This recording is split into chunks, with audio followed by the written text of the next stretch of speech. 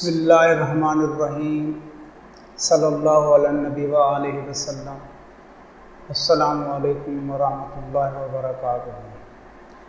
اللہ تعالیٰ سے دعا گو ہوں کہ وہ ذات ہم سب کو خیر و عافیت سے رکھے اور شیطانی اعمال سے ہم سب کو محفوظ رکھے، آمین۔ عزیز دوستو،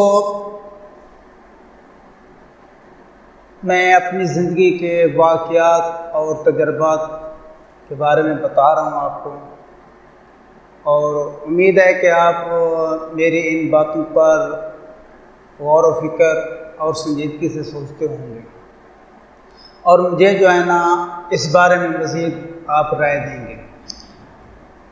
اقرا اسکول میری زندگی کا سب سے پہلا پرائیویٹ اسکول تھا جہاں میں نے 2-3 سال پڑھا ہے۔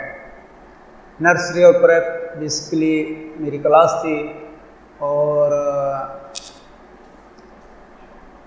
6 سے 10ویں تک میں عربی اور اسلامیات پڑھاتا رہا۔ ایسے ہی دن گزرتے رہے، لمحات گزرتے رہے، وقت گزرتا رہا۔ اس کے بعد میں نے الرحمن اسکول کو جوائن کیا، تو وہاں میرے کو جو ہے نا اچھے دوست ملے، اور جن میں شاہد صاحب، غلام عباس صاحب، ان کا تعلق نہایت ہی غریب خاندان یا گھرانے سے ہے۔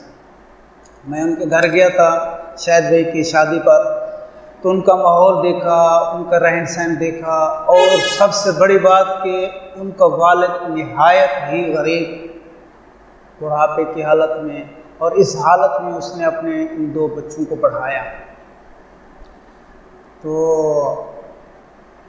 ان کے والد کا ایک مقصد تھا کہ میرے بیٹے آگے پڑھیں اور ہمارے غریبی کا سہارا بنے، آنے والے وقت میں وہ ہمارا یہ بچے جو ہے نا میرا سہارا بنیں گے، کیونکہ ان کا مقصد تھا، جبکہ میرے والدین کا کوئی مقصد نہیں تھا۔ وہ یہی سوچتے تھے کہ پڑھتے جاؤ وقت ختم۔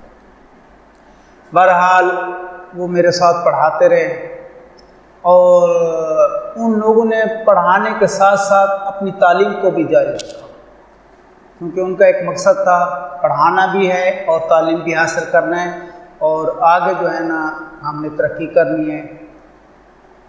غریبی ان لوگوں نے دیکھی ہوئی تھی، ان لوگوں نے تہیہ کیا ہوا تھا کہ انشاءاللہ ہم نے جو ہے نا غریبی کو ختم کرنا ہے، اور آنے والے دن جو ہے نا ہمارے اچھے گزریں گے۔ تو گزرنے کے ساتھ ساتھ ایسا ہوا کہ یہ 2 بھائی پرائیویٹ اسکول سے نکلے اور سرکاری اسکول میں، پرائمری اسکول میں جو ہے نا ان کی نوکریاں ہو گئیں دونوں بھائیوں کی۔ سب سے مزیدار بات کہ ان کا ایک چھوٹا بھائی، اس چھوٹے بھائی کو ان دونوں بھائیوں نے پڑھایا، محنت کی، فاقہ برداشت کیا، تنگستی برداشت کی، بہت کچھ برداشت کیا، لیکن ان کے ذہن میں، ان کے دل میں یہی ڈالا گیا کہ آپ نے آگے پڑھنا ہے اور آگے ترقی کرنی ہے۔ والدین نے ان کو بتایا ہوا تھا کہ بیٹا پڑھنا ہے، ہمارے حالات آپ کے سامنے ہیں، آگے پڑھو گے، آپ کی اچھی زندگی بنے گی، تعلیم حاصل کرو، تعلیم کے ساتھ ساتھ پڑھتے بھی رہو اور پڑھاتے بھی رہو۔ تو یہ 2 بھائی جو ہے نا سرکاری اسکول میں سیٹ ہو گئے۔ تیسرا ان کا جو چھوٹا بھائی تھا جس کو ان لوگوں نے پڑھایا، وہ ملتان میں سرجن ہے، دماغ کا سرجن، یعنی کہ اوپر کا دماغ کا، منہ کا، ہاتھ کا، مطلب وہ سرجن بن چکا ہے۔ اب یہ ہے کہ ان لوگوں نے غریبی کو عبور کیا، محنت کی، دل میں تہیہ کیا ہوا تھا کہ ہم نے پڑھنا بھی ہے اور پڑھانا بھی ہے، اور یہ تینوں بھائی جو نے میرے ساتھ پڑھاتے رہے، کلیک رہے۔ اب ماشاءاللہ ان کے حالات اچھے ہیں۔ حالات اچھے کیسے ہوئے کہ انہوں نے یہی سوچا ہوا تھا کہ ہم نے جو ہے نا پڑھنا بھی ہے اور پڑھانا بھی ہے اور اپنا مقصد حاصل کرنے کے آگے ترقی کرنی ہے، جبکہ میرا کوئی مقصد نہیں تھا۔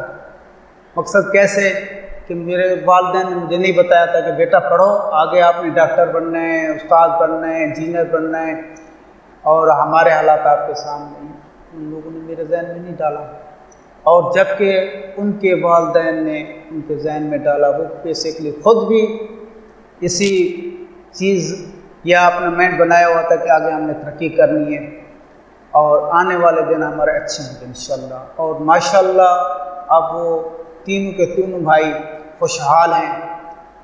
غریبی ان لوگوں نے دیکھی، لیکن ابھی حالات ان کے ایسے ہو گئے ہیں کہ ماشاءاللہ وہ بہت ہی سیٹ ہو گئی۔ یہ میری زندگی کے ساتھ یہ واقعہ ہوا۔ تو دوستوں میں یہ کہنا چاہتا ہوں، میں طالب علم سے یہ گزارش کرتا ہوں کہ آپ اپنی زندگی کو مقصد بنائیں، تعلیم حاصل کرنے کے ساتھ ساتھ اپنا مقصد بنائیں کہ تعلیم حاصل کرنی ہے اور آگے بڑھ کے محنت کر کے آگے ترقی کرنی ہے۔ جبکہ میرے ذہن میں یہ کچھ نہیں تھا، بالکل کچھ نہیں تھا، میں بالکل ختم ہو گیا۔ بہرحال